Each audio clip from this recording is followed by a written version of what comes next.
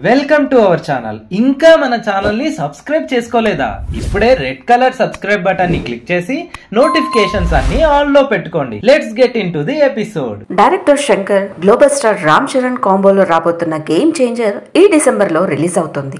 అయితే మూవీకి సంబంధించి కొన్ని మైండ్ బ్లోయింగ్ అప్డేట్స్ బయటికి వస్తున్నాయి. మనమంతా అనుకున్నట్లు game changer political back drop movie మాత్రమే కాదు, ఒక యాక్షన్ అడ్వెంచర్ కూడానట. గేమ్ చేంజర్లో 500 మందితో తీసిన క్లైమాక్స్లో ఓ రేంజ్ మాస్ ఎలివేషన్స్ ఉంటాయని మూవీ టీం చెబుతోంది.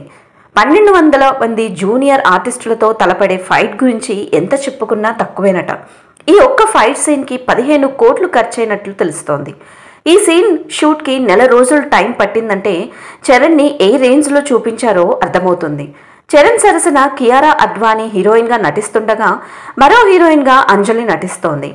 ఎస్జే సూర్య, జయరామ్, శ్రీకాంత్, సునీల్ వంటి పెద్ద తారాగణమే ఇందులో నటిస్తుండడం విశేషంగా చెప్పుకోవాలి. శంకర్ డైరెక్ట్ చేసే సినిమాలు దేశవ్యాప్తంగా రిలీజ్ అయ్యి సంచలనాలు సృష్టిస్తూ ఉంటాయి. ఆయన సినిమాల్లోని పాటలు, యాక్షన్ బ్లాక్స్ అన్నీ హాలీవుడ్ సినిమాలను తలపిస్తూ ఉంటాయి.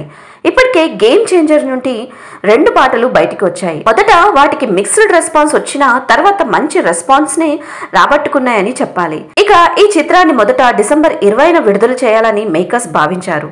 కానీ ఆ టైంకి పుష్ప, ముఫాసా వంటి పెద్ద సినిమాలు ఉండటంతో పోస్ట్ పోన్ కానున్నట్లు తెలుస్తోంది. ఇదిలా ఉండగా దిల్ రాజు, రామ్ చరణ్ కాంబినేషన్లో తెరకెక్కిన మొదటి చిత్రం ఎవడూ విషయంలో కూడా ఇలాంటి ఊహించని పరిణామాలే చోటు చేసుకున్నాయి. గేమ్ చేంజర్కి బడ్జెట్ బాగా పెరిగిపోయింది. ఎవడూ విషయంలో కూడా అదే జరిగింది. వంశీ పైడిపల్లి డైరెక్ట్ చేసిన ఆ సినిమాకి బడ్జెట్ పెరిగిపోయింది. రిలీజ్ కూడా దాదాపు 6 నెలలు వాయిదా పడింది. దీంతో దిల్ రాజు ఎక్కువగా ఇంట్రెస్టులు కట్టాల్సి వచ్చింది. ఇప్పుడు గేమ్ చేంజర్ విషయంలో కూడా ఆయన అదే చేస్తున్నారు. ఇక ఎవడిని చివరాఖరికి డిసెంబర్లో రిలీజ్ చేయాలని దిల్ రాజు అనుకున్నారు. కానీ కొన్ని కారణాల వల్ల అది కూడా కుదరక సంక్రాంతికి రిలీజ్ చేశారు.